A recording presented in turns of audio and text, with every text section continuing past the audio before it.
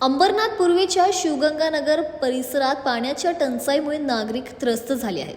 गेल्या 15 ते 20 दिवसांपासून नागरिकांना अनियमित पाणी पुरवठा होत असल्याने महाराष्ट्र जीवन प्राधिकरणाच्या विरोधात हे उपोषण सुरू केल्याचे माजी नगरसेवक रवींद्र पाटील यांनी सांगितले. रवींद्र पाटील हे रहिवाशांसह गुरुवारी पूर्वेच्या शिवगंगानगर येथील रिक्षा स्टँडसमोर उपोषणास बसले होते. यावेळी पाणी टंचाईने त्रस्त झालेल्या रहिवाशांनी महाराष्ट्र जीवन प्राधिकरणाच्या विरोधात रोष व्यक्त केला.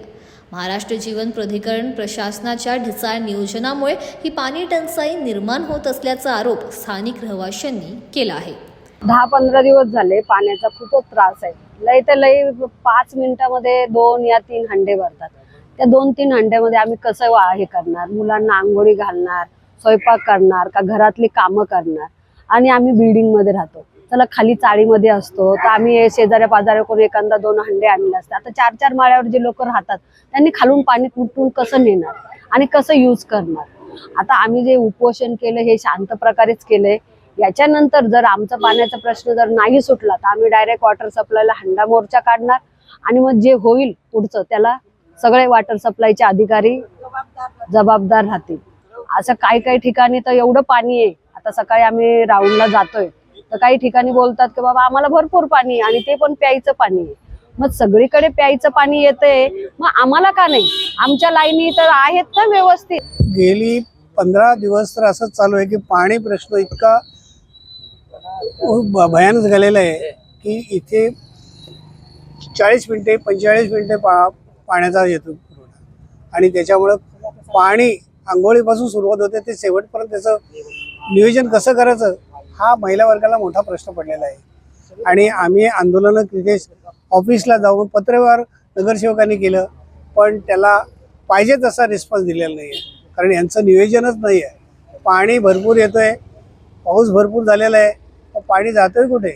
मोठमोठ्या बिल्डिंगला पाणी भरपूर आहे पण छोटे छोटे जे आहेत बिल्डिंग त्यांचं काय?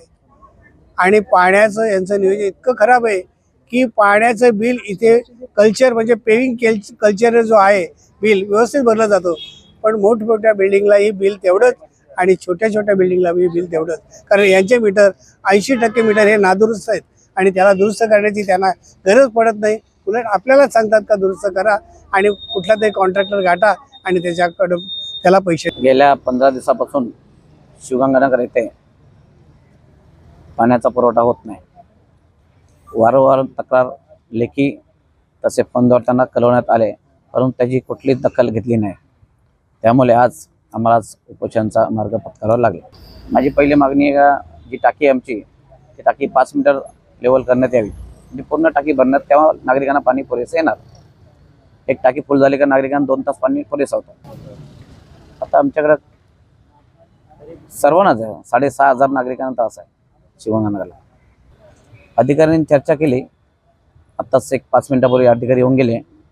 त्यांनी माझ्या मागण्या मान्य केलं तर आपण उपोषण सोडणार, नाही केलं तर आपण उपोषण चालूच ठेवणार. उपोषणाची माहिती मिळताच महाराष्ट्र जीवन प्राधिकरणाच्या अधिकाऱ्यांची धावाधाव सुरू झाली. प्राधिकरणाचे कार्यकारी अभियंता मिलिंद देशपांडे यांनी या उपोषणकर्त्यांची भेट घेतली आणि लेखी आश्वासन दिले. यावेळी माजी नगरसेवक रवींद्र पाटील, माजी नगरसेविका ज्योत्स्ना भोईर यांच्यासह मोठ्या संख्येने रहिवासी उपस्थित होते. अंबरनाथ शहरातील शिवगंगानगर येथे पाणी पुरवठा विस्कळीत झाल्यामुळे इथले स्थानिक नगरसेवकांनी उपोषण आज आयोजित केलेलं होतं.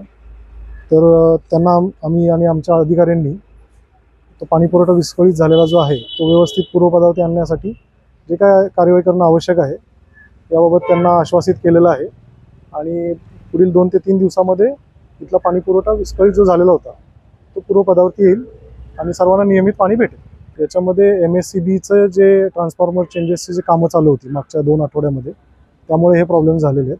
ती कामं आता त्यांच्याकडून पूर्ण झाली तर येणाऱ्या टाईममध्ये असे प्रॉब्लेम्स येणार नाही. इरिगेशन करून काही प्रॉब्लेम नाही. देखील आम्ही त्यांना तेच दिले की तो जो पाणी पुरवठा विस्कळीत झाला तो पूर्वपदावरती आणण्यात येईल.